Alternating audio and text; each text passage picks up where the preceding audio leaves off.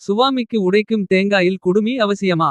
கோயிலுக்குச் சென்று இறைவனை வழிபட செல்கையில் தேங்காய், பழம், பூ கொண்டு போவது வழக்கம்.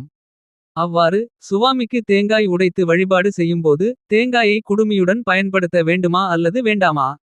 பண்டைய காலத்தில் அரசர்கள், வணிகர்கள் மற்றும் மறை ஓதுபவர்கள் ஆகியோர் பரம்பரையாக குடுமி வைத்துக் கொண்டிருந்தனர். குடுமி என்பது உடலின் ஒரு அங்கமாகவே பார்க்கப்பட்டது. அதுபோல தேங்காயின் ஓர் உறுப்பாக திகழ்வது அதன் குடுமி. அதை அகற்றிவிட்டால் தேங்காய் பின்னம், ஊனம் அடைந்து விடும். பொதுவாக இறைவனுக்கு படைக்கப்படும் பொருள் எதுவாக இருந்தாலும். அது பின்னம் அற்றதாக இருக்க வேண்டும். எனவேதான் தேங்காய் உடைக்கும்போது குடுமியுடன் இருக்க வேண்டும். உடைப்பதற்கு முன் தேங்காயில் உயிரோட்டம் உண்டு. உடைத்ததன் காரணமாக அது பிரிந்த பிறகு குடுமியை அகற்ற வேண்டும்.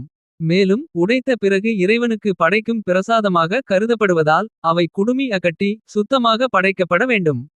அதேபோல் கும்பாபிஷேகம், ஹோமங்கள் நடத்தும் போது. கும்பம் வைத்து அதில் இறைவனை குடியிருத்துவர்.